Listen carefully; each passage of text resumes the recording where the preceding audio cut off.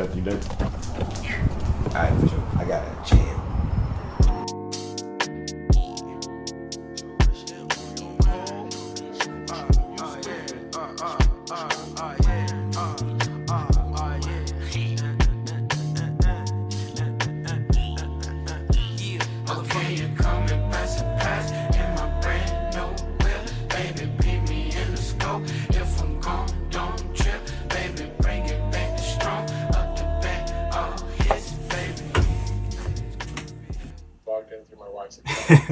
Notice that. No worries.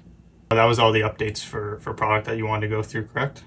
Yeah, correct. So what we termed as ongoing work, we again broke it down into 2 phases. I was just referring to phase 1, but that makes total sense as well.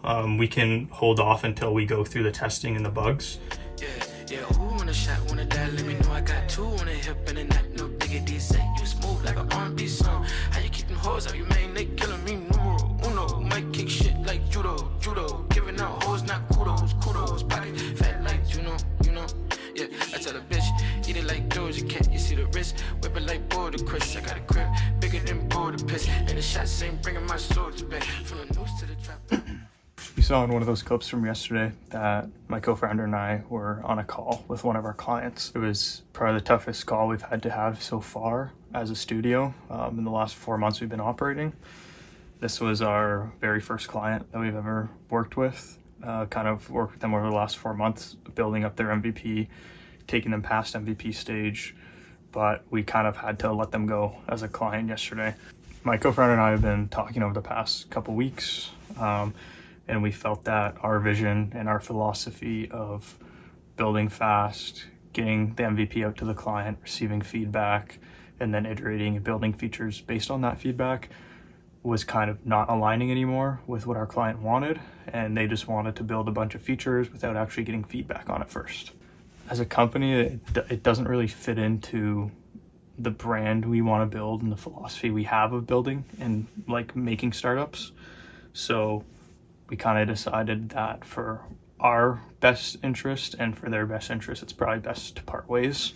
They're probably better off working with a different firm than us, just because of how we view software development and building startups versus how they view it. So the reason I'm bringing this up even is because it can be tough, like mentally, going into one of those calls where you have a good relationship with them. They've been relying on you. You've been relying on them since the beginning for revenue, and having to end that relationship with them. It was definitely tough. Some of them, like a couple of the people, took it logically and sort of understood where we were coming from.